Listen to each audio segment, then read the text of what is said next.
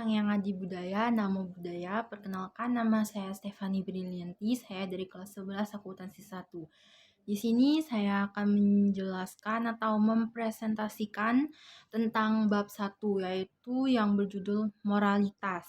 Jadi, yang pertama, pengertian moralitas. Moralitas dalam istilah Buddhis dikenal dengan istilah sila. Dan sila mencakup perilaku dan sifat-sifat baik dan termasuk dalam ajaran moral dan etika agama Buddha. Lalu selanjutnya, arti kata sila dalam bahasa Pali. Arti kata sila dalam bahasa Pali yang pertama adalah 1. Sifat, karakter, watak, kebiasaan, perilaku, kelakuan. Artinya, sila berfungsi sebagai kata sifat seperti perilaku baik, susila, perilaku buruk, dusila, dan perilaku kikir, adana sila, lalu ada watak luhur, parisuda sila. Lalu yang selanjutnya yang kedua, sila juga dapat berarti latihan moral, pelaksanaan moral, perilaku baik, etika Buddhis, dan kode moralitas. Yang selanjutnya, moralitas dalam jalan mulia berunsur 8. Dalam jalan mulia berunsur 8 terdapat yang pertama ucapan benar, lalu yang kedua perbuatan benar, yang ketiga penghidupan benar, yang keempat usaha benar, yang kelima perhatian benar, lalu yang keenam konsentrasi benar, yang ketujuh pandangan benar, dan yang terakhir yang kedelapan adalah pikiran benar. Selanjutnya, Buddha menguraikan sila dalam Arya Atthangika Magga sebagai sikap mental yang terwujud dalam ucapan benar atau sama waca, perbuatan benar sama kamanta, dan penghidupan benar sama ajiwa. Ketiga hal ini merupakan indikator moralitas. Ikut penjelasan dari indikator moralitas. Yang pertama, ucapan benar adalah ucapan yang tidak didasari oleh keserakahan, kebencian, dan kebodohan batin. Lalu, yang termasuk dalam ucapan benar adalah yang pertama, ucapan yang jujur atau tidak berbohong, musawada weramani. Yang kedua, ucapan yang mendamaikan dan tidak memecah belah atau tidak memfitnah, pisunaya wacaya weramani. Yang ketiga, ucapan yang sopan atau tidak berbicara kasar, yaitu harusaya wacaya weramani. Yang terakhir, ucapan yang bermanfaat atau tidak omong kosong, sampapalapa weramani, yaitu perbuatan benar adalah perbuatan yang bertujuan untuk mengurangi keserakahan, kebencian, dan kebodohan batin. Dengan kata lain, perbuatan benar adalah perbuatan yang didasari sifat kedermawanan dan cinta kasih. Contoh perbuatan benar yang pertama, tidak membunuh makhluk hidup. Artinya, panatipata weramani. Yang kedua, menghindarkan diri dari mengambil barang yang tidak diberikan atau bukan milik kita, yang artinya adinadana weramani. Yang ketiga, menghindari diri dari perbuatan asusila, kamesu micacara weramani.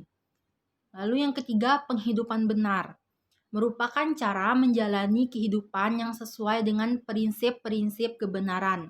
Apapun profesi yang dijalani seseorang dapat dijadikan sebagai penghidupan benar. Tetapi, kalau profesi tersebut dijalankan dengan cara yang tidak sesuai dengan prinsip kebenaran, maka dapat menjadi penghidupan salah. Dalam hal berpenghidupan benar, ada 5 jenis perdagangan yang dilarang oleh Buddha, seperti dalam kitab Anguttara Nikaya, bab 5 ayat 177 yang berbunyi, kelima perdagangan ini, wahai para biku, seharusnya jangan dilakukan umat awam. Memperdagangkan senjata, memperdagangkan makhluk hidup, memperdagangkan daging, memperdagangkan zat yang memabukkan, dan memperdagangkan racun. Lalu selanjutnya, yang C, penafsiran moralitas dalam kitab Visuddhimagga. Buddha Ghosa dalam kitab Visuddhimagga menafsirkan sila dalam 4 kualitas sebagai berikut. Yang pertama, menunjukkan sikap batin atau kehendak cetana. Artinya, walaupun moralitas seseorang dapat dilihat dari ucapan dan perbuatannya, namun sila dikatakan sebagai sikap batin atau kehendak karena Ucapan dan perbuatan yang dilakukan selalu didahului oleh niat dalam pikiran. Yang kedua, menunjukkan penghindaran wirati. Artinya, sila juga menunjukkan kemampuan seseorang untuk menghindarkan diri dari 3 hal berikut. Yang pertama, menghindarkan diri dari mengucapkan ucapan tidak benar dengan cara mengembangkan ucapan benar sama waca. Yang kedua, menghindarkan diri dari melakukan perbuatan tidak benar dengan cara melakukan perbuatan benar sama kamanta. Yang ketiga, menghindarkan diri dari menjalankan penghidupan tidak benar dengan cara menjalankan penghidupan benar sama ajiwa. Yang ketiga, menunjukkan pengendalian diri samwara sama pengendalian diri dengan peraturan kebikuan patimokkha samwara. Yang kedua, pengendalian diri dengan perhatian murni sati samwara. Contohnya saat mata melihat hal yang indah tidak muncul keserakahan loba dan melihat hal yang buruk tidak timbul kebencian dosa. Yang ketiga, pengendalian diri dengan pengetahuan nana samwara. Yang keempat, pengendalian diri dengan kesabaran kanti samwara. Contohnya, pada saat ada keserakahan muncul harus berusaha secepatnya untuk memadamkan keserakahan tersebut. Yang keempat, menunjukkan tiada pelanggaran peraturan yang telah ditetapkan, avitikama, yaitu tidak melakukan pelanggaran melalui perbuatan apapun, ucapan terhadap peraturan yang sedang dijalani. Contohnya seorang siswa yang taat terhadap tata tertib sekolah. Lalu yang selanjutnya, D. Menjadi manusia yang bermoral. Sila merupakan latihan atau praktik moral. Karena itu, sila seharusnya bukan hanya dipandang sebagai teori, tapi merupakan latihan dan pembiasaan untuk berperilaku baik. Manusia bermoral berarti manusia yang mempraktikkan nilai-nilai moralitas, bukan hanya sekedar mengerti saja. Ucapan dan perbuatan apapun yang dilakukan merupakan cerminan dari moralitasnya. Ada orang yang bermoralitas semu, ia hanya mengendalikan ucapan dan perbuatannya saat berhadapan dengan banyak orang atau orang yang disegani.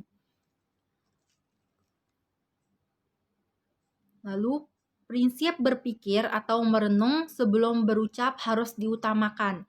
Buddha menyatakan bahwa rasa malu untuk berbuat jahat, iri, dan rasa takut terhadap akibat perbuatan jahat otapa merupakan sebab terdekat praktik sila. Hiri dan otapa dapat tumbuh dalam diri apabila dibudayakan, merenung sebelum berucap dan berbuat. Lalu yang E, memperlakukan orang lain dengan moralitas. Berucap dan berbuat benar harus dijadikan sebagai kebiasaan dalam kehidupan sehari-hari. Semua orang ingin diperlakukan dengan baik oleh orang lain, begitupun sebaliknya. Kita tidak suka dibohongi, difitnah, dihina, dan dijadikan bahan gosip atau bahan gibahan. Oleh karena itu, kita harus memperlakukan orang lain dengan moralitas agar orang lain juga tergerak memperlakukan kita dengan moralitas. Baiklah, sekian presentasi dari saya mengenai bab 1 moralitas. Semoga dapat bermanfaat. Maaf apabila ada kesalahan kata. Terima kasih. Namo Buddhaya.